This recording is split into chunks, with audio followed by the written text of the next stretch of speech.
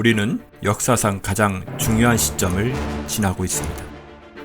하나님께서는 하나님의 일을 하시기 전에 사람을 준비시키셨음을 우리가 알고 있습니다.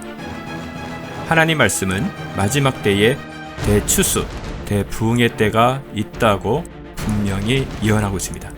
아멘. 하나님의 말씀이 그대로 성취될 것을 믿습니다. 예레미야 눈물은 잠자는 교회와 영혼을 깨우기 위해 노력하고 있습니다. 이 가슴 뛰는 일에 함께 하길 원하시는 분은 카카오 채널로 연락 주시기 바랍니다. 당신은 위대한 하나님의 사람입니다.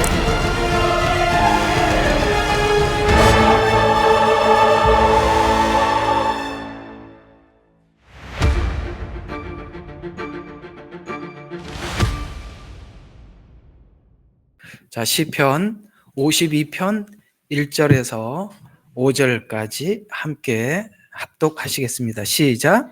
오 힘 있는 자여, 어찌하여 내가 해악을 스스로 자랑하느냐? 하나님의 선하심은 항상 지속되도다. 내 혀가 해악을 꾀하며 날카로운 칼날같이 속임수로 일하는도다. 내가 선을 버든 악을 의를 말하기보다는 거짓말하기를 더 사랑하는도다. 셀라. 또 오 간사한 혀여, 너의 모든 집어삼키는 말들을 사랑하는도다. 그와 같이 하나님께서도 너를 영원히 멸하시며 너를 없애 버리시리니 내 처소에서 너를 뽑아내시며 산자들의 땅으로부터 뿌리채 뽑으시리라. 셀라. 아멘. 자, 오늘 여러분들과 함께 이 말씀으로 함께 은혜를 나누어 보도록 하겠습니다. 이렇게 성경을 보는 좀 시각을 넓혀 보려면은 어떤 역사서를 바탕으로 해서 시편, 욥기, 그다음에 잠언, 전도서 이런 다른 서신들이 들어가 있어요. 그러니까 역사서를 기준으로 해서 이런 서신들이 들어가 있습니다. 이게 무슨 이야기냐면 우리 저번에 51편 이제 끝났지 않습니까?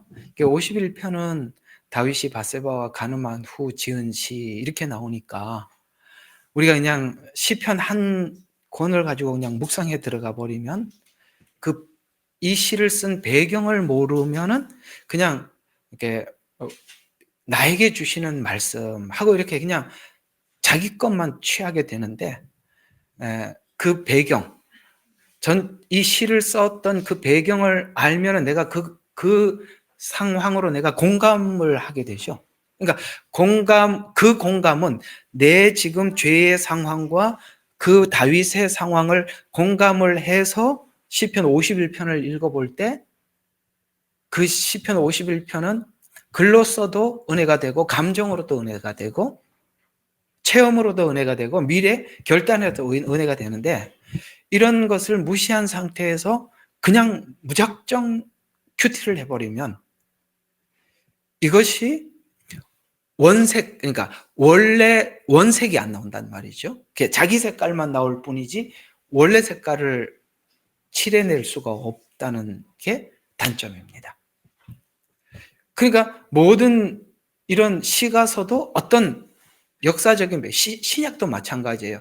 신약은 역사서가 한 권밖에 없지만 그 사도행전이라는 한 권 안에 보면 고린도 교회를 지나가고 빌립보 교회를 지나갔던 사건들이 쭉 나오기 때문에 그 빌립보서를 보더라도 사도행전 안에 있었던 그 빌립보서의 배경을 가지고 빌립보서를 보게 될 때 훨씬 더 확장돼서 보게 된다는 것이죠. 이게 바로 이런 시가서나 다른 서신들을 읽는데 우리가 도움을 주게 되고 또 하나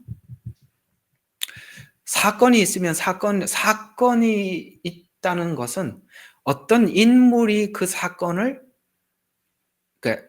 속에 있다는 것이죠.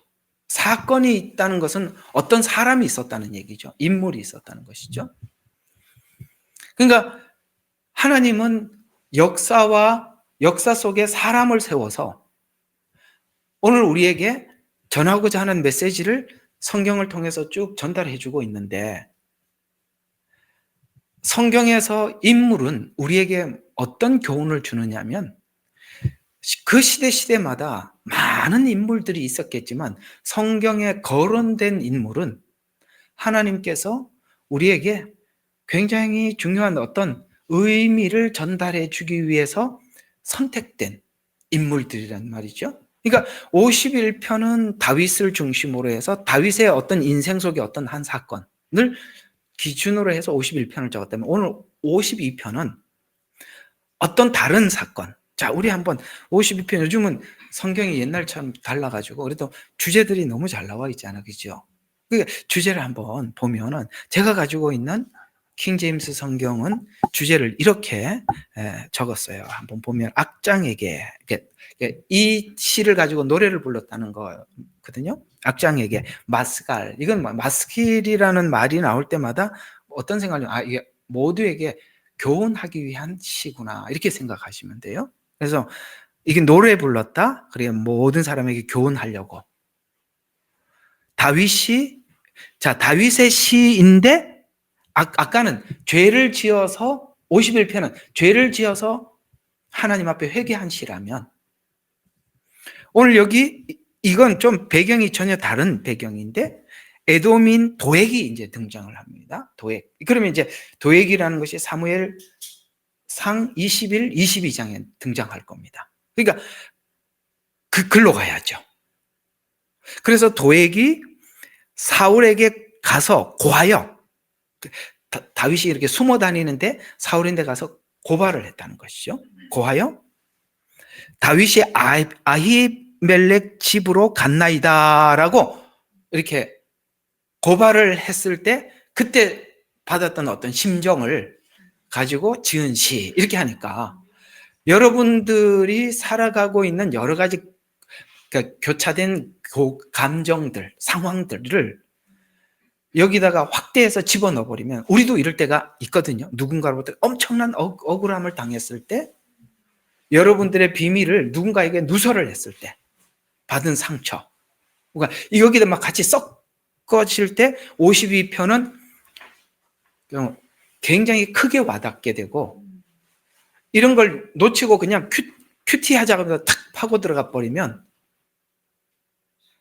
그 다 자기 중심이 돼버리는 거죠. 그러니까 성경을 텍스트를 내 걸로 가져오려면 그걸 넓힐 수 있는 작업이 필요하다는 것을 좀 말씀을 드리는 것입니다. 자, 그래서 오늘 52편이 기록된 성경이 150편까지 기록되었을 때 그럼 매 서신마다 우리에게 명확한 어떤 메시지를 전달하고자 하는 그 중요한 메시지들이 있기 때문에 적은 거거든요. 왜냐하면 이 시편 150편에 있는 모든 상황들은 우리가 신앙생활하면서 모두 다 맞이하는 상황들이고 크든 작든 누구에게는 어떤 시편이 51편이 크게 다가올 수도 있고 누구에게는 52편이 크게 다가올 수도 있고 누구나 우리가 살면서 다 겪을 수 있는 상황 속에 우리 마음에 갈등이 있고 하나님 앞에 어떻게 해야 될지 이렇게 우왕좌왕을 할 때 이런 시편들은 지금 그 당시 그 감정, 그 상황을 딱 나하고 매칭을 시켜서 이렇게 탈출구를 찾는 거구나. 하나님 이런 목적 때문에 내게 이런 인생의 사건을 만난 거구나 라는 것을 발견해서 우리 신앙이 성숙하도록 돕기 위해서 시편이 있다는 것이죠. 그래서 오늘 51편과 사뭇 다르게 52편은 아주 특별한 성격을 가지고 있는데 오늘 제목을 이게 설교를 하려면 이렇게 쭉 해놓고 제목 정하는 게 이게 참 보통 일이 아니에요. 이게 제목, 전에는 강해 설교하면서 제목을 안 하고 하니까 그게 참 편했구나 싶은 생각이 드는데 매번마다 유튜브에 올려야 되니까 이게 이제 제목을 잡아줘야 돼요. 그래서 오늘, 이제 제목 잡는 것도 길어서 그랬지 좀 이제 수준이 있으신 것 같아요. 길기는 해요. 근데 왜 짧게 아무리 하려고 그래도 사람들이 이걸 보면서 일단은 좀 딱 방향을 설정해 놓고 듣게 해주려고 하다 보니까 좀 긴데 이렇게 했어요. 자기를 위한 신앙인지 하나님을 위한 신앙인지 말과 행동에서 드러난다. 이렇게 우리가 이제 제가 한번 정해봤습니다. 그래서 52편 한번 보면, 자 51편과 52편의 관계성, 그러니까 어제 제가 한번 말씀드렸죠. 이단은 앞에 문맥, 뒤에 문맥 다 거두절미하고 자기들이 원하는 한 절들을 뽑아서 쓴다고 그랬죠. 시편도요. 1편부터 150편까지 긴밀하게 연결되어 있거든요. 그걸 보기까지는 사실 쉽지는 않아요. 엄청 어렵지만은 그래도 이제 보려고 그러면 봅니다. 마태복음도 사건이 막 비유가 다르고 사건이 다르게 가는 것 같아도 다 연결이 되어 있으면 그걸 연결시키려면 언제쯤 연결이 되냐? 예수님에 대해서 깊이 알아야 연결이 됩니다. 대충 알아서는 왜 이렇게 이 사건 다음에 이 비유가 나오는지 그 감을 잡을 수가 없어요. 참 보통 어려운 게 아니에요. 그걸 볼 줄 알면 정말 참 여러분들 눈이 많이 열린 거라고 생각하시면 됩니다. 자, 그러면 51편은 다윗과 같은 성도, 그 다음에 52편은 도액과 같은 성도, 이 두 성도를 비교하는 것입니다. 그러니까 이 정도만 여러분들에게 이렇게 설정을 해줘도 굉장히 보는데 그런 주제였어? 이렇게 딱 나오지요. 이렇게. 자, 우리는 다윗과 같은 성도가 있고 도액과 같은 성도가 있어요. 그러면 다윗과 같은 성도는 어떤 성도냐? 다윗이 밧세바에게 행했던 자기 자신의 죄를 깨닫고 회개하는 신자의 대표자로 오늘 51편에는 등장하고 있습니다. 이게 원래 신자의 길이고 이것이 바로 성도의 길이 맞거든요. 51편이 이렇게 가야 정상이라고 말씀을 드렸죠. 그래서 참된 성도, 정말 진정한 그 죄와 그 다음에 죄 용서하시는 하나님의 은혜와 만남 속에서 내가 걸어가고 있는지, 만약에 그렇게 걷고 있다면 우리 51편과 같은 이 길을 우리가 따라갈 것이고, 그게 누구냐면은 하나님 교회 다니면서 다른 목적이 하나도 없어요. 다른 이유가 없어요. 뭐 예를 들어서 이 교회 목사가 좋나, 사모가 어떤가, 자식들은 어떤가, 저 사람들은 무슨 이런 거 상관없단 말이에요. 뭐 옆에 같이 신앙생활하는 다른 성도가 상관없단 말이죠. 하나님과 자기 관계 속에서 죄와 죄 용서하신 그 십자가의 은혜라는 이 관계 속에서만 신앙생활을 하는 성도가 51장에서 등장하고 있는 이런 성도들입니다. 그러니까 이렇게 51장으로 가는, 이렇게 하나님을 믿는 사람들에게는 주변에 있는 사람들이 별 관계가 없죠. 예를 들어서 이 길로 가게 만들어줬던 사람이 누구죠? 나단 아닙니까? 그러니까 내가 볼 때는 나단 같은 목사는 요즘은 사람들인데 인기가 없을 거예요. 얼마나 기분 나빠요. 뭐 얘기를 하니까 그게 당신입니다. 여러분들 있잖아요. 우리가 가장 성도들에게도 그래요. 가장 기분 나쁠 때가 언제냐면은 자기가 감추려고 하는 죄가 누군가의 입에 의해서 탁 이렇게 이게 드러날 때, 누군가가 말을 해줄 때 끝까지 나만 알고 나 안에서 지금 내가 씨름하고 있고, 물론 그거 모르는 건 아니지만, 그런데 그것이 공개가 되었을 때 그 교회 못 다니죠. 근데 그 교회 다니는 사람이 진짜다 이 말이에요. 그게 드러나도 그 교회를 다니는 사람이 진짜고, 다 들통났네, 딴 데 가자 이러면 가짜고. 51장이 그 얘기를 해요. 여러분, 쉽게 말해서 다윗의 목자는 나단이었어요. 그게 얼마나 기분 나쁜 지적을 해도, 그래도 제 목회를 해보면 누가 다윗과 같은 행동을 하고 오면 나단처럼 진짜 말 못하겠더라고요. 그죠? 우회적으로 이야기는 좀 해도 그래, 우회적으로 하고 알아들었으면 하고 기도하죠. 이렇게 기분 나쁘게 지적을 하는 사람이 어디 있겠습니까? 그럼에도 불구하고 어떻게 했다고요? 그걸 받았다는 것이죠. 그래서 죄의 행위가 드러났을 때 언젠가는 이 상황이 오거든요. 우리가 영원히 감출 수는 없어요.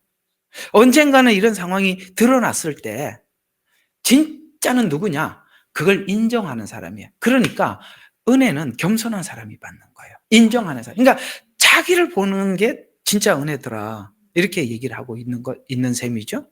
그래서 하나님께 죄를 지었음을 인정하고 용서를 구해서 새롭게 될 것을 구하고 결국 이런 사람들이 하나님의 자비를 얻은 신자의 시라면 52편 같은 성도도 있더라라고 오늘 또 다른 모델을 하나 꺼내놓는데 이게 누구냐? 도액과 같은 성도입니다. 이 도액은 누구냐? 사무엘상 21장과 22장을 배경으로 이는 에돔인이다. 에돔인이라고 하면은 에서의 후예입니다. 늘 끝까지 이스라엘의 방해가 되었던 자들이죠. 그래서 에돔인 도액이 다윗을 사울 왕에게 고발한 사건이에요. 그러니까 여러분 사무엘상 21장하고 22장은 뭐냐면 다윗이 높제사장 도움으로 하나님 앞에 떡상, 그러니까 진설병을 먹었어요. 제사장밖에 먹을 수 없는 진설병을 먹었던 사건을 예수님이 말했죠. 다윗이 진설병을 먹은 것을 알지 못하느냐? 안식일의 주인은 주다. 그러니까 그걸 먹고 안 먹고 너희들은 그런 걸 따지고 있는데 하나님께서 법을 제정한 것은 그 얘기는 그 말이에요. 하나님께서 이런 규정과 법을 정한 것은 사람을 살리기 위한 거다. 배고픈 사람 먹으라고 한 거지.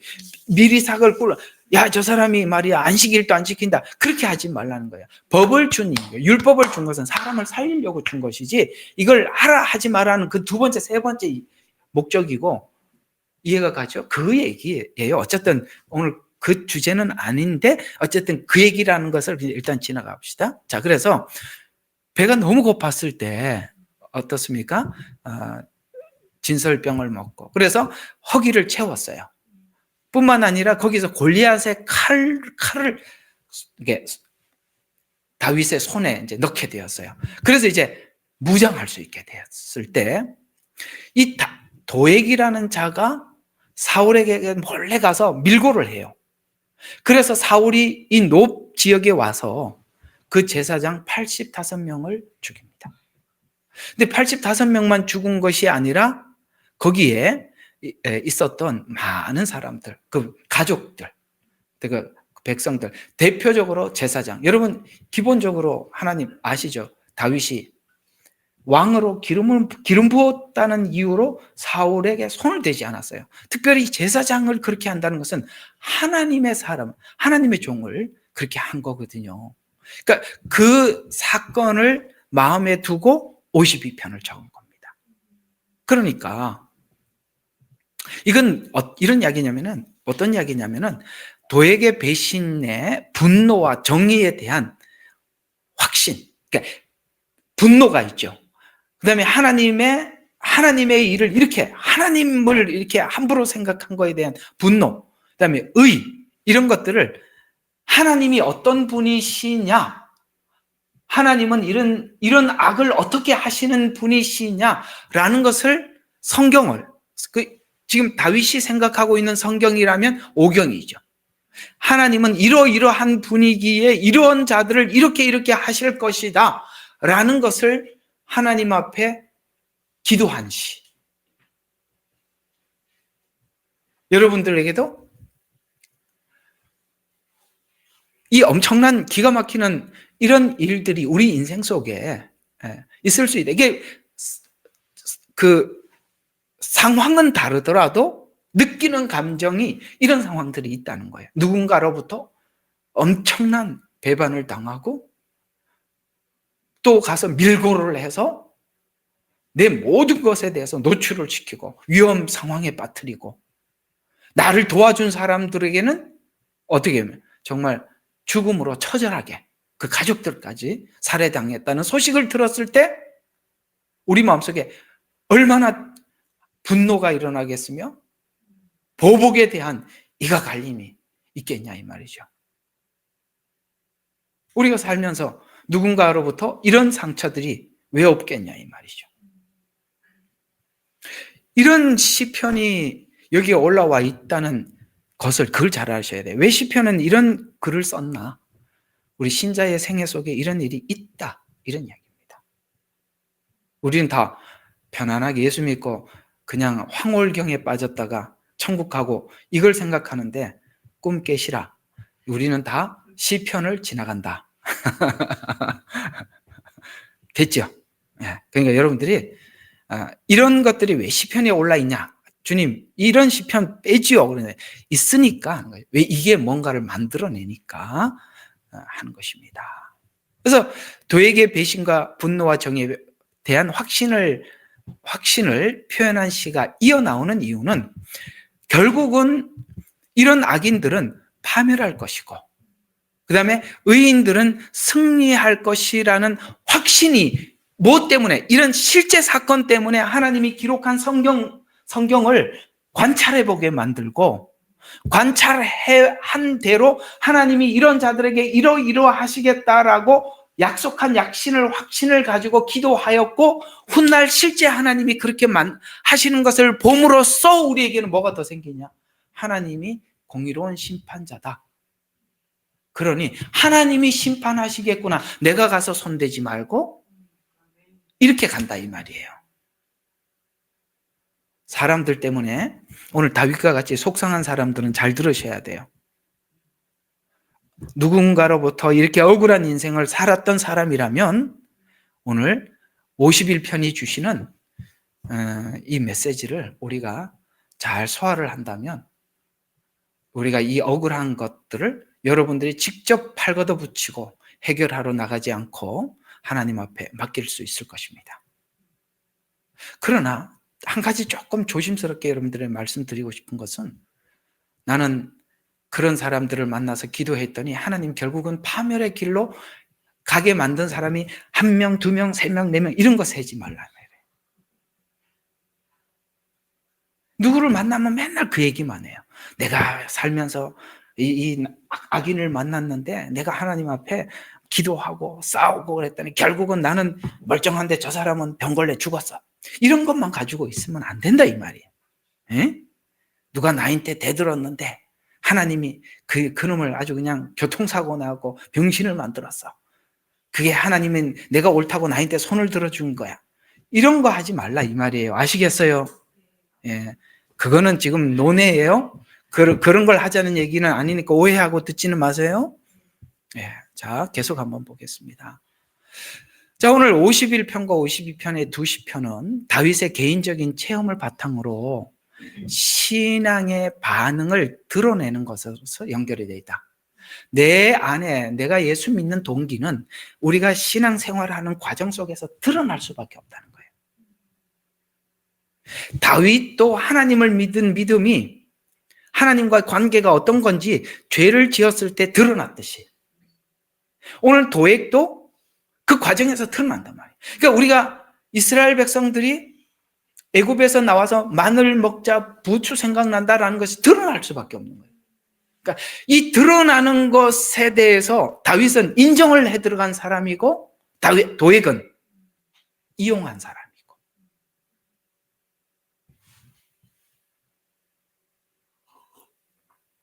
그러니까 여러분들 안에서 어떤 신앙 안의 갈등과 내적 전쟁들이 뭔가 되게 궁금했을 텐데 시편이 그걸 다 열어주시는 거예요. 시편이 다 열어주는 거예요. 되게 궁금했던 이야기들이죠. 여러분 로마서도 궁금한 거 맞죠? 복음에 대해서, 구원에 대해서 궁금하죠.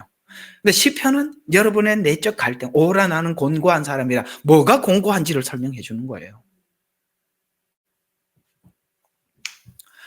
그래서 드러나는 것에서 연결되어 있다. 시편 52편은 죄 용서받은 자의 회개의 깊이, 그 다음에 악인의 악행을 체험을 기록하여서 은혜 받은 자의 행동과 악한 자의 대조를 하면서 우리에게 질문을 하는 겁니다. 너는 누구냐? 이렇게 묻는 것이죠. 너는 이 상황에서 어떻게 하나님 앞에 반응했느냐? 라고 질문을 하는 것입니다. 52편이 전하고자 하는 내용은 51편에서 죄로 인해서 하나님을 만난 자, 예수 믿어서 자기 욕심과 출세를 위해서 믿고 사는 자, 도액을 둘을 딱 완전히 극과 극인 상황자들이잖아요. 극적으로 다른 도액을 비교해 줌으로써 우리에게 가장 악한 놈, 가장 선한 놈, 둘 갖다 놓으면 그 사이에 내가 끼어 있으니까 나는 이쪽이 몇 프로, 저쪽 몇 프로 이게 딱 저울질이 나올 거 아니에요.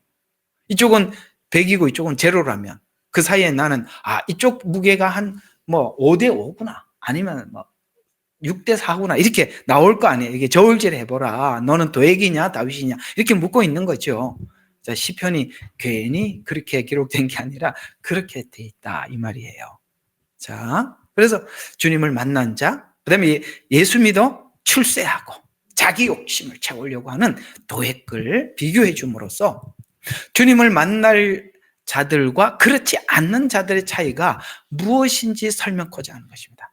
오늘 질문이 믿는 동기가 뭐냐? 믿는 동기에 따라서 과정에 반드시 말과 행동에서 드러날 사건이 생긴다. 그리고 드러난다. 근데 우리가 이 드러날 때 그걸 받아들여야 돼. 감추려고 하면 안 돼. 그게 은혜라고 성경은 말하고 있는 것입니다. 자, 그러면 우리가 다시 시편 전체로 봤을 때 시편 1편을 연상케 하잖아요. 그죠? 시편 1편이 처음부터 복 있는 사람이 쭉 나오죠. 복 있는 자와 복 없는 자. 그 복 있는 자는 다윗, 복 없는 자는 도액. 이렇게 이제 나온 거죠. 도액 맞죠? 갑자기 노액이 아니고 도액이지. 도액. 이렇게 바람에 나는 겨와 같도다. 중심이 없더라. 그죠? 그는 결국에는 뭡니까? 불 속에 들어가게 되고, 그 다음에 알곡은 이런 상황이 왔을 때 굳게 그 자리를 지키더라. 왜? 시냇가에 뿌리를 내리고 있으니까. 이렇게 쭉 시작한 그 처음의 시편 주제를 지금 계속 비교해서 우리에게 열어주고 있죠. 그래서 51시편은 참된 회개하는 자는 죄를 인지하고 죄를 인해서 마음이 상하고 하나님 앞에 회개하고 애통해서 결국은 그 하나님의 자비를 입게 돼요. 개인의 죄를 통해하며 정결하는 방향으로 가지만 이게 복음이 준 능력인데 52편은 악인은 자기를 사랑하고 돈을 사랑하고 교만해서 심판을 받는 자가 누구인가를 소개해 줌으로써 시편 52편이 강조하는 것은 악인의 교만은 언어에서 확인되듯 이 언어가 그래서 야고보서가 이제 등장하는 겁니다. 말에서 모두 나온다라고 말을 하거든요. 왜냐하면 도액의 말에서 그게 다 나오니까요. 그래서 도액을 보여준 악은 말에서, 그래서 여기 말에 대한 이야기가 또 나와요. 계속 나오는 거예요. 그러니까 여러분들이 내 말을 분석을 잘 해봐야 돼요. 남의 말 자꾸 분석하지 말고 내가 내 말을 좀 분석을 해봐야 돼요. 그걸 잊어버리면 안 돼. 내가 했던 말들을. 그걸 자기 말을 분석을 해봐야 돼. 그래서 말에서 드러나듯이 성도는 자신이 하는 말을 분석해서 말에서 자기 신앙을 체크하고 돌아봐야 한다. 라고 도액의 어떤 말들을 쭉 기록하고 있단 말이에요. 그의 말이 이러이러하다는 말에 대해서 이야기가 나온단 말이죠. 하나님의 심판과 공의는 선과 악을 분명하게 드러나게 하십니다. 하나님의 공의는, 그러니까 공의는 내 죄를 드러나게 하지만 은혜는 드러내놓고 은혜는 덮어주는 거예요. 아니, 나와야 덮어줄 거 아니에요. 그 공의가 하는 역할이 그거예요. 그래서 눈으로 보기에는 악인이 이겨 보여요. 교묘한 이런 걸로 마취가 되면 안 된단 말이에요. 거짓말을 해서 됐더라 라는 이런 데 마취가 되면 도액처럼 되는 거니까. 그래서 교묘한 거짓이 통하는 것처럼 보이지만 결국 하나님의 공의를 통해서 하나님은 그런 참과 거짓을 분별해내는 분이다라고 설명을 하고 있는 것입니다. 의인이 어느 상태에 있던지 견고합니다. 라고 이야기를. 그래서 하나님의 힘으로 하나님을 힘으로 삼는 자는 뿌리 깊은 감람나무와 같아서 요동하지 않고 오히려 악의 힘이 드러나 심판받을 때 아시겠어요? 도액과 같이 그런 것이 드러날 때 하나님의 보호와 은혜를 더 깊이 체험하게 된다. 그래서 평상시에 하나님과 깊이 뿌리를 내려 있으면 이런 상황에서 내가 넘어가게 된다. 이게 하나님의 보호다. 그 이제 예수님, 이제 여기 이제 쭉 나중에 하다 보면 예수님 생애 속에서도 그게 나와요. 똑같죠? 지금 이 상황이 어디 상황하고 똑같죠? 예수님을 십자가에 못 박아라. 없는 죄를 찾아내고. 그때 예수님은 어떻게 대항하셨죠? 침묵으로. 침묵으로. 이게 힘들죠. 누가 침묵하고 싶겠어? 침묵해서 결국은 그 침묵이 승리로 이끈 거예요. 이제 어쨌든 뒤에 나오니까 미리 제가 좀 언지를 해드렸습니다. 자, 의인은 어느 상태에서 견고하다. 그래서 결국은 진짜 하나님의 보호가 뭐냐? 이럴 때 나타나더라는 거죠. 그러니까 이럴 때 신앙이 힘을 쓰더라. 이럴 때 힘을 쓰는 거예요. 평상시에는 악인과 선인이 섞여 있을 때는 몰라. 그러나 이럴 때 신앙의 힘이 등장하는 거예요. 마지막 때가 되면 하나님께서 그러니까 제색에서 흰색과 검은색을 나누는 겁니다. 이렇게 나누어지죠. 지금 나누는 시기입니다. 성경은 가만히 생각해 보면 처음부터 창세기부터 요한계시록까지 나누는 작업밖에 안 했어요. 한번 생각해 봐요. 맞죠? 노아와 노아 가족 이외의 사람들을 나누고 소돔과 고모라 멸망할 때 거기에 구원받은 롯의 가족들과 멸망받은 자들을 나누고, 그렇죠? 많은 사람들 가운데 아브라함을 나누시고, 마지막에 뭡니까? 하나님을 모독하는 자와 하나님을 믿는 자를 나누고, 끊임없이 나누어지더라. 뭐에 따라서 나누어지더라? 하나님이 난 게 우리 마음 상태에 따라서 나누어지더라.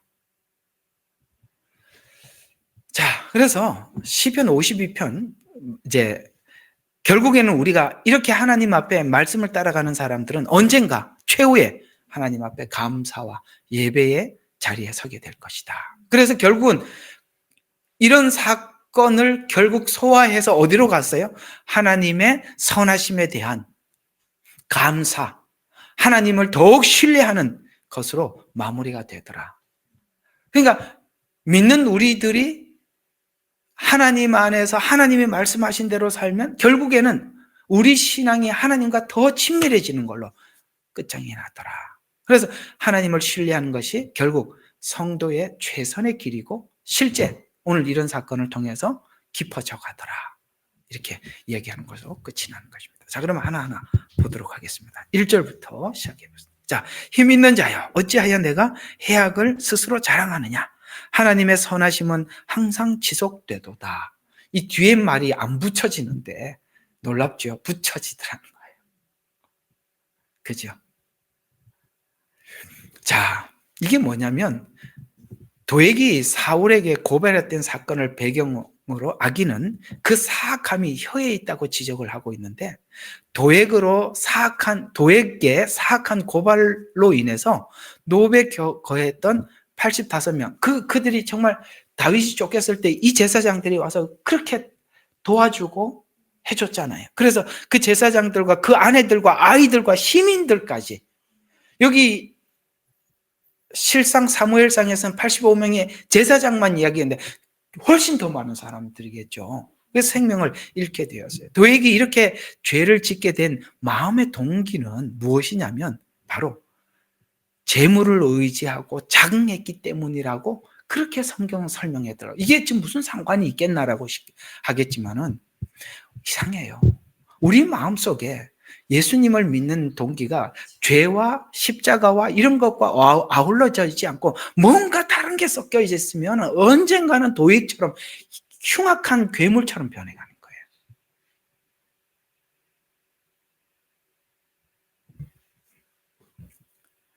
그러니까 이런 게, 여러분, 이 성경은 결과를 말해주고 있는 걸 믿으셔야 돼요. 그렇지 않을 거야. 아니요.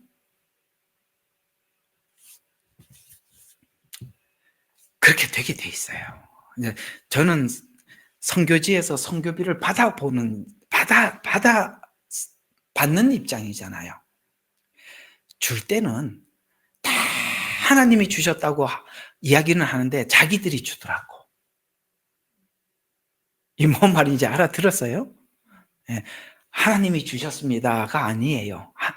자기들이 준 거예요. 자기 마음에 안 들으면 바로 딱 커팅이야. 참 봤는데 참 그렇습니다. 진짜. 야, 이거 이해가 가요? 예, 그렇습니다. 예. 자기가 하는 거지 하나님이 하는 게 아니에요. 말은 입으로는 그래요. 주님이 주셨다고. 겸손하게 주님이 주셨지만 감사합니다. 그러면 다음에 오고 주님이 주셔서 그 줬다고 얘기하지 마시오 그러면은 그 다음부터 이제 고민합니다. 아셨습니까? 그게 사람이 청지기가 되지 않으면 다 주인이 되어 있는데 청지기가 몇 없어요. 다 자기 거, 자기가 애써서 벌어서 갖다가 헌금한 거지 주님이 주신 거 가지고 한 사람이 없더라 이 말이요. 그런 사람은 아주 작아요. 정말 몇 안 돼요. 예. 자, 계속 봅시다. 그런 얘기 하고 싶지는 않으니까 이제 받아봐야 알아. 주면은 몰라. 받아봐야 알아. 자, 그래서 재물을 의지해 자긍했기 때문이라고 말하는 거예요. 49편에서 앞에 연결을 지켜보면 말씀한 것처럼 재물을 의지하고 자긍하는 자의 종말을 보여주면서 49편의 결말을 여기서 52편에서 말해주면서 성도가 가져야 할 자세는 재물을 의지하고 자긍하지 말고 오직 하나님만, 아시고 하나님도 의지할 대상이 아니라 하나님만, 이게 만과 도가 달라요. 그러니까 하나님만 의지하라고 전달합니다. 그래서 재물과 권력을 위해 믿는 사람은 재물이나 권력을 얻을 기회가 왔을 때 자기 성공을 위해서 오늘 도액처럼 무슨 행동이든 할 수 있더라. 여러분 아시다시피 예수님도 이건 우리 인간이라면, 몸을 입고 있는 인간이라면 모두 속에 있는 거니까 그걸 예수님도 시험을 당하셨어요. 그렇죠? 권력에 대한 시험, 재물에 대한 시험, 명예에 대한 시험을 사단이 하고 넘어가니까 그 사역을 예수님께서 사람들이 자기에게 어떻게 하든지 상관없이 넘어갈 수 있었던 거예요. 자, 또 악인의 해악, 여기 이제 강포라고도 표현하는데요. 해악과 하나님의 자비하심, 이게 하나님은 여기 선하심은 지속하다, 항상 지속되도다 이렇게 말하는 것처럼 하나님의 어디 갔어? 대조해서 역설적으로 악명 높은 영웅이여와 같은 출세와 성공을 위해서라면 잔인한 짓도 마다하지 않는 도액을 경멸하는 표현이라고 할 수 있겠습니다. 그 악한 도액과 그 하나님의 그 무한한 자비가 너무나도 비교되는 역설적 표현이라는 거예요. 야, 네가 그렇게 아까도 하나님은 너 같은 놈을 당장 버려서 어떻게 지워버리고 없애버리는데 하나님의 자비는 너에게 기회를 주고 있다. 하나님의 자비는 길다, 무궁하다 이렇게 얘기하는 거예요. 그러니까 우리는 받은 아픔과 상처가 크니까 당장 뭘 하려고 하지만 하나님은 그에게도 자비가 지금도 그 악함 속에서도 기다려주고 있다는 거죠. 그러니까 실제 다윗도 그런 악행을 하고 묻어버리려고 그랬잖아요. 그렇죠? 예. 그런데 하나님이 지적을 했기 때문에 그렇게 됐죠. 그러니까 우리는 그걸 알아야 돼. 항상 다른 사람들은 많이 악하고 나는 다 참고 그렇지 않다는 거예요.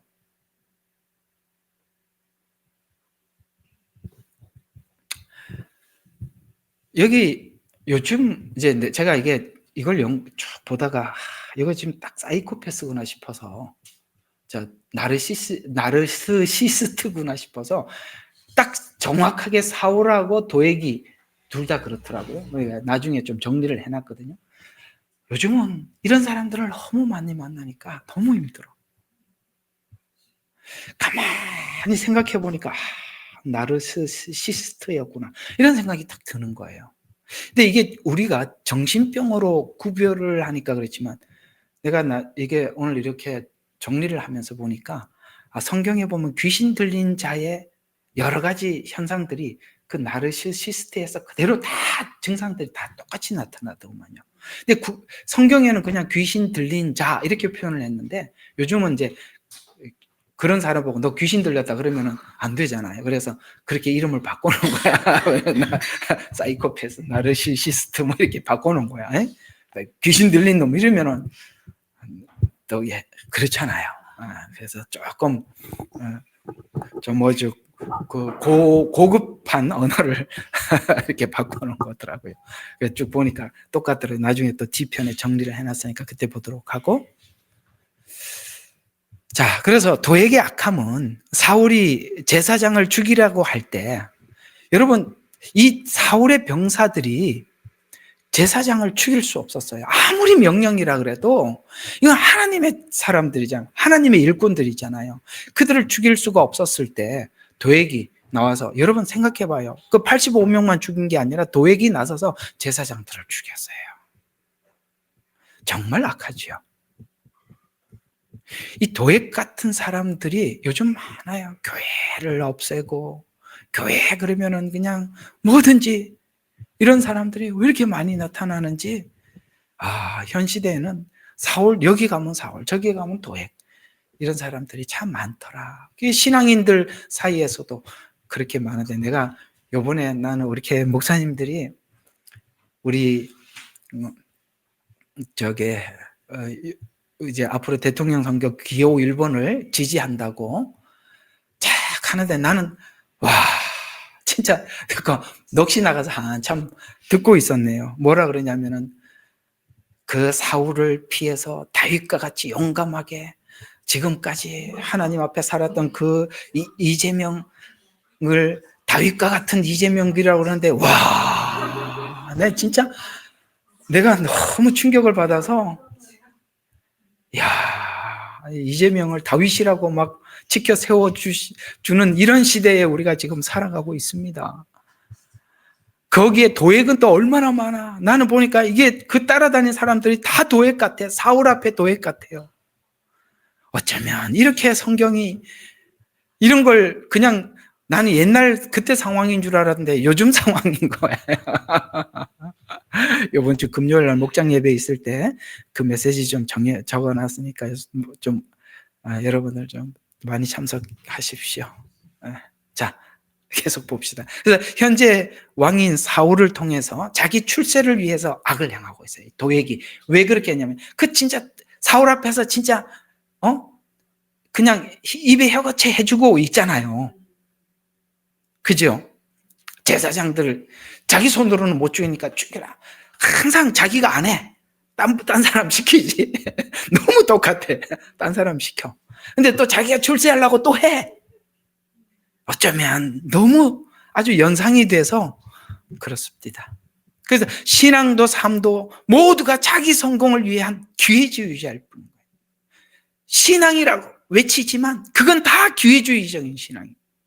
도액은 자기 출세를 위해서 양심의 가책도 공감도 전혀 느끼지 못해. 한번 생각해봐요.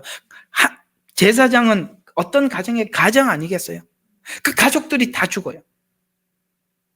거기에 대해서 어떤 양심의 가책, 우리가 법을 집행을 할 때도 온 가족이 다 감옥에 가게 될 정도면요, 그거는 진짜 그렇게 판결은 안 내려져요. 어떻게 한 가족을 다 감옥에다 넣겠어요? 근데 한 가족을 다 죽인다고요? 양심이 없는 거예요. 그 상대방의 아픔에 대한 공감도 1도 없는 거죠. 그래서 놀랍게도 이 도액 같은 사람들은 자기 출세를 위해서 양심의 가책이나 공감이 전혀 느끼지 못해. 참고로 보면 사울은 질투심과 두려움, 거기에 사로잡혀 있는 사람입니다. 너무 똑같죠. 가만히 보면 너무 무서워해. 조끼 입고 다니고. 난 진짜 너무 이게 준비를 하니까 어쩌면 이렇게 똑같은지. 내가 이 말을 안 하고 싶었는데. 두려워. 그 다음에 기회주의, 따라다니죠. 얼마나 기회주의자예요. 이익 우선, 자기 눈에 이익을 우선, 공감력이 없어요. 정확히 나르시스트입니다. 그래서 1절 지나가고 2절을 보면 악한 자는 말에서 악이 드러나는데 모든 말이 진실이 없어요. 고의적이고. 여기 한번 2절 보세요. 내 혀가 해악을 꾀한 말을 하는 것이지 진실은 하나도 없단 말이에요. 말 자체가 전부 다 뭔가 꾸며낸 이야기. 꾀하며. 날카로운 칼날이 속임수로 일하는 도다. 너무 똑같죠. 그래서 악한 자의 말에는 악이 드러나는데 그 말을 종합해보면 여기에서 한 말이 다르고, 왜? 고의적으로 지어냈으니까. 지속적으로 또 악을 덮기 위해서 또 악을 덮기 위해서 또 악을 이렇게 계속 만들어내더라. 그래서 악을 일삼음을 강조하면서 마음이 부패한 것을 말을 통해서 나타낸다고 설명하고 있는 겁니다. 근데 참 이상하죠? 그게 또 다윗이라고 그러니까? 그런 사람을 다윗이라고 하니까 참 세상이 다 같이 그냥, 누구는 보면 사울이고 누구는 도액이고 그래요. 그래서 그는 모든 것을 상대방에게 악을 끼치기 위한 거짓말만 지어내더라. 2절이 정확히 그렇게 표현하면서 악인의 말에는 그 정체가 드러나는데 마태복음 12장 34절에 그렇게 말씀하셨죠. 사람이 말을 할 때는 마음에 가득한 것을 입으로 말하니라. 예수님이 정확하게 오늘 시편 52편의 이 도액처럼 정확한 표현을 딱 한 문장으로 말씀해 주었던 것이죠. 마음의 목적을 위한 거짓, 해악, 미움, 분노, 교만은 언어로 드러날 수밖에 없다. 자기 인정하지 않으면. 그러니까 자기를 돌아보지 않고 자기를 인정하지 않으면 자기를 방어하게 되고, 자기를 방어하다 보면 이런 것들이 묻어나오는 거예요. 그러니까 내 말이 자기 방어용인지, 자기 방어를 위한 공격인지, 자기 반성을 위한 건지 이렇게 보라. 언어라는 거울을 통해서 확인해 봐라. 그래서 선을 추구하는 자들은 도액과 같은 거짓 증언자의 말로 정죄를 당하는데, 선을 추구하는 다윗과 같은, 그러니까 우리가 의를 쫓아가고 하나님을 쫓아가는 사람들은 이런 자들을 통해서 정죄를 당하는데, 예수님께서도 바리새인들의 해악의 말에 선동된 거짓, 맞죠? 증언자들로 인해서 정죄를 당합니다. 그렇죠? 예수님을 밤중에도 세워놓고. 여러분, 세상에 밤중에 하는 재판이 어디 있어요? 또 죄인을 갖다 재판하는 게 세워놓고 죄를 찾아내라는 이런 재판이 세상 천지에 어디 있습니까? 무죄한 예수님이지만은 거짓 증언자들로 인해서 정죄를 당합니다.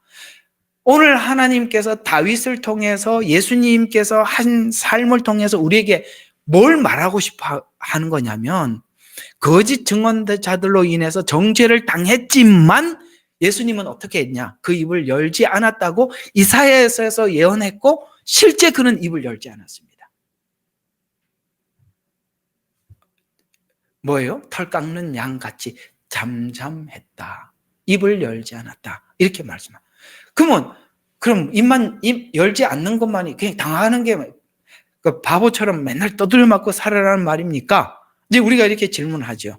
왜 입을 열지 않았는지를 아셔야 된다는 거예요.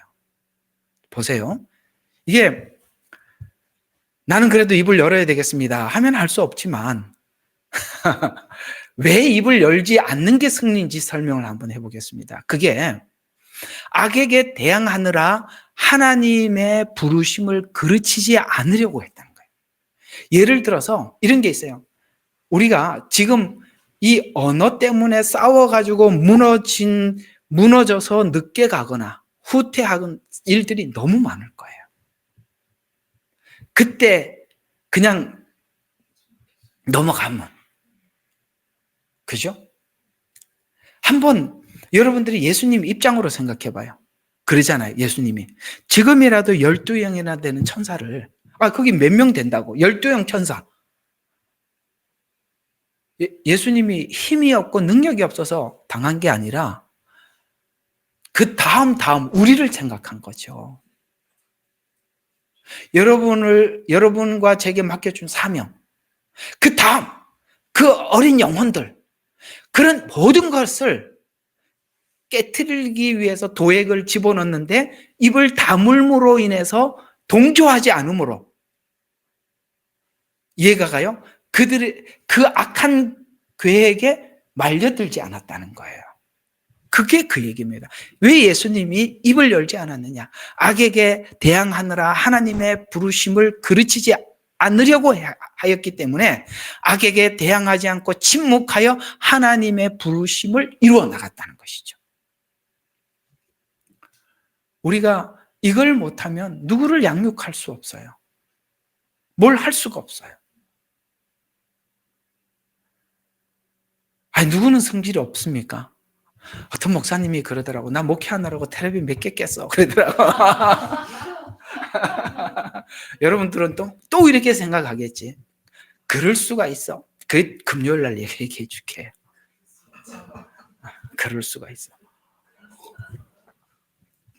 금요일 날 이야기는 참 중요한 이야기입니다. 하나님 주시기에 어떤 메시지가 있어서 준비를 해두었는데요.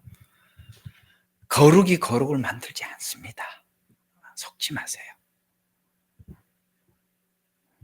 우리가 악하기 때문에 악을 하나님 앞에 가슴을 쳐서 거룩을 만들어내는 거예요. 거룩이 거룩을 만들면 위선이에요. 아셨어요? 우리는 자꾸 어떻게 교육이 돼 있냐면 딱 교회 들어와서 딱 가운을 입으면 거룩해져. 텔레비가 몇 개 깨졌다니까.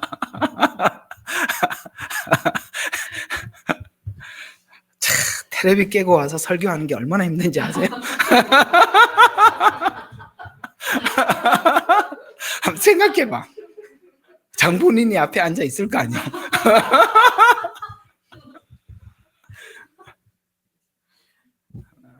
우리가 자꾸 착각하면 안 돼. 거룩이 거룩을 만들지 않아요. 죄책감이 거룩을 만드는 거예요. 다윗이 왜 훌륭해졌습니까? 죄가 가슴을 치게 만드는 거죠. 거룩하지도 않는데 거룩한 척하니까 바리새인 되는 거예요. 계속 봅시다. 우리 속지 맙시다. 대항하지 맙시다. 그걸 넘어가야 돼. 그러면 다음 게 기다리고 있어. 아셨죠? 목사님, 이 교회는 별로다. 맨날 죽으라는구나. 뭐 이래봐. 자, 하나님의 일을 방해하는 말에는 침묵하고 묵묵히 순종해서 완성합니다. 사단의 악한 말을 통해서 우리가 하나님을 향해 가는 방향과 길을 바꾸려고 하는 것입니다. 거기에 침묵하는 것이 하나님께 순종하는 것입니다. 바로 예수님이 보여준 본입니다. 자, 3절. 3절 한번 읽고 시작합시다. 3절까지밖에 못할 것 같아요. 자, 오늘 5절까지 했는데 3절까지만 합시다. 자, 내가 선보다는 악을, 의를 말하기보다는 거짓말을 더 사랑하는 도다. 자, 아시겠습니까? 이렇게 되는 거예요. 선보다는 악을 사랑하고 참보다는 거짓을 말하고. 이게 이제 이렇게 변질될 수 있나? 가더라는 거예요. 결국은 또 보세요. 가잖아요. 자, 이건 뭐냐? 자신의 가치관이 악을 더 좋아하는 것으로 증명이 되더라. 자신의 말을 더듬어 보면서 내 마음의 방향성을 점검해 보라는 뜻인데, 악을 사랑할 수도 있다라고 성경은 말하고 있습니다. 희한하죠?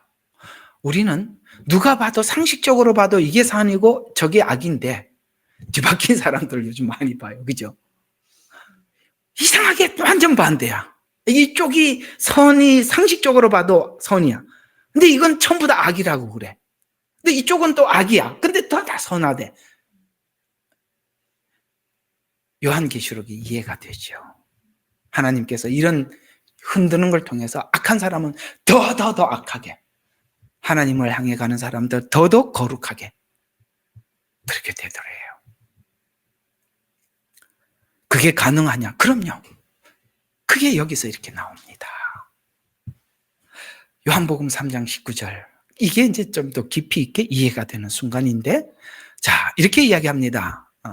악한 자들을 향해서 예수님이 빛보다 어둠을 더 사랑하였으니 그 행위가 악함이라. 이렇게 말씀하죠. 그러니까 악한 사람들은 악을 숨기기 위해서 어둠 속으로 들어갈 수밖에 없더라. 이런 이야기예요. 그러니까 예수님이 오신 것, 복음을 전하는 것은 빛을 비춘 거거든요. 그러니까 빛을 비춰주면 당연히 자기를 보게 돼요. 근데 자기 행위가 너무 악하니까 빛을 비출수록 어두운 속으로 빨리 도망가는 거야. 우리는 하나님의 말씀이 우리에게 전해질 때 자꾸 반박하고 핑계대려고 변명하려고 하느냐. 그건 어둠 속으로 들어가는 방법이고, 그렇습니다라고 인정을 하면 빛 가운데 나오는 것이죠. 그래서 빛보다 어둠을 더 사랑하였으니 그 행위가 악함이라. 정확한 표현이죠. 이 말씀처럼 그 행위가 악한 자들은 자신을 감추기 위해서 어둠을 더 사랑하며 따라갈 수밖에 없다. 그래서 오늘 하시는 말씀이 뭡니까? 말을 할 때 드러나는 영적 실체를 파악해봐라. 변명 속에 의도가 뭐냐? 이렇게 묻는 것이죠.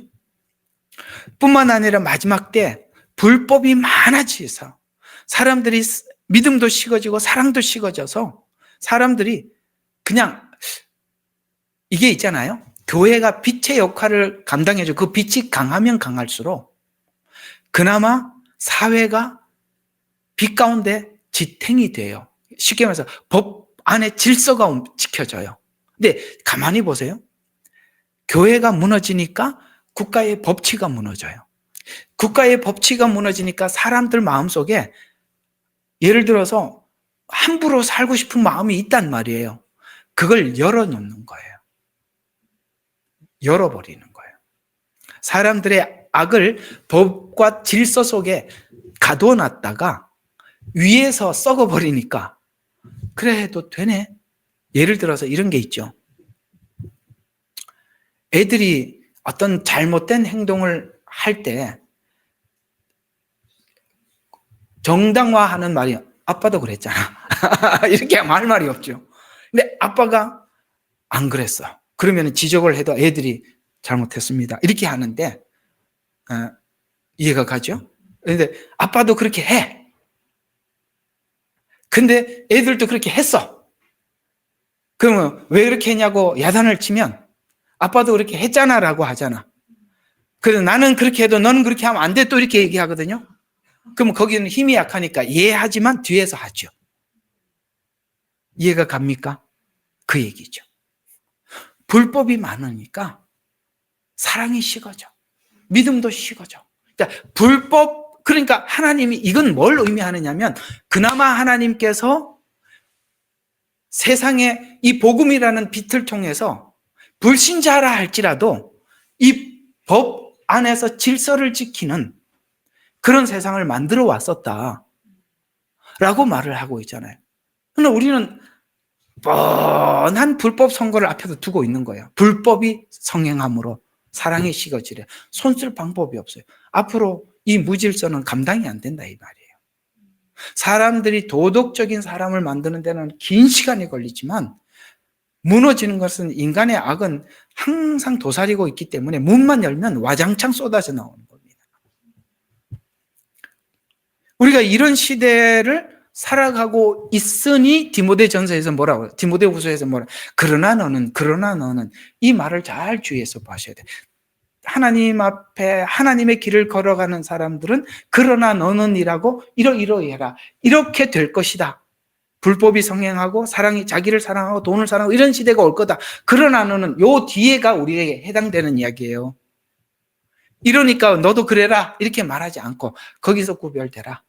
이렇게 지켜라. 이렇게 말씀하고 있는 거 우리가 잘 보셔야 되는 것입니다.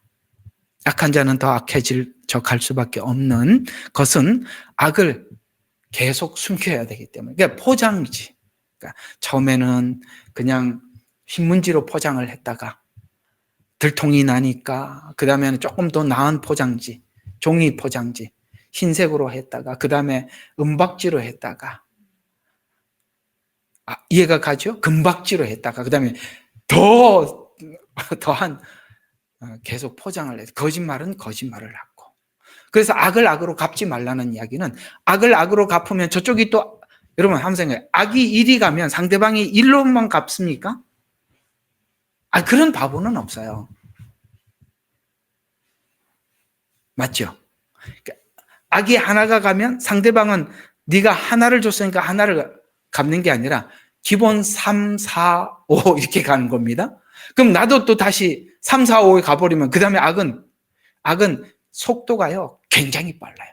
그래서 악을 악으로 갚지 마라. 왜? 악은 악을 나으니까. 악은 악을 악으로 갚는다고 해서 그 악으로 갚는다고 해서 너에게 돌아올 것은 또 악이 돌아올 뿐이다. 이런 이야기입니다. 그러니까 악은 누구에게? 오늘 여기 이런 상황을 하나님, 다윗이 어떻게 하고 있습니까? 하나님께 올려드리고 있는 겁니다. 왜? 하나님은 공의로 판단하실 거니까.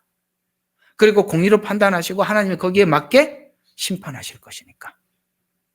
우리가 이게 없으면 평생 억울한 일 가지고 하나님 앞에 기도하다가 평생 다 가는 거예요.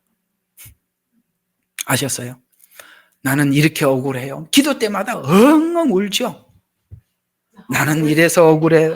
나는 이래서 억울합니다. 하나님 생각해 보시오. 하나님도 참, 하나님 보시기에도 맞지요? 이래가면서, 그죠? 제가 맞잖아요. 이렇게. 그 다음에 그 사건 하나님이 해결했어요. 그럼 또 억울한 일이 왜 안 생겨? 또 평생 그거 가지고 하는 거예요. 하나님 오늘 돈 없어서 엄청 창피했으니까 돈 좀 주세요. 이렇게 하고 매일 그런 기도하다 끝나는 하나님의 일은 어디 가고 없고 그렇게 될 수 있다는 거. 그래서 우리가 악과 결별해야 한다. 가장 위급한 상황에서 예수님은 침묵으로 넘어갔더라. 이게 오늘 여러분들이 꼭 기억해야 돼요. 그래서 오늘 3절을 하면서 셀라 이게 들어가 있다 말이야.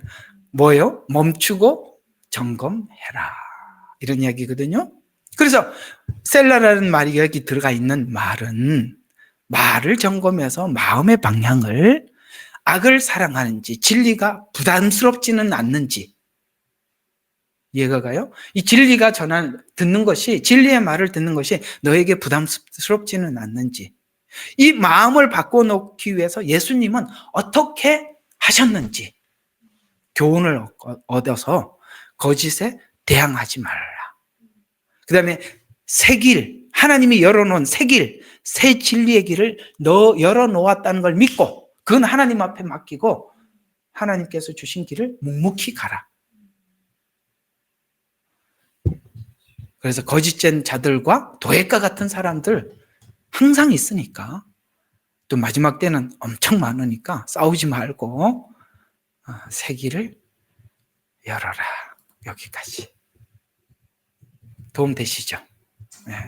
혹 여러분들이 이런 억울한 일을 당한 분이 계신다면 오늘 이 말씀이 여러분들에게 큰 도움이 되셨으면 합니다.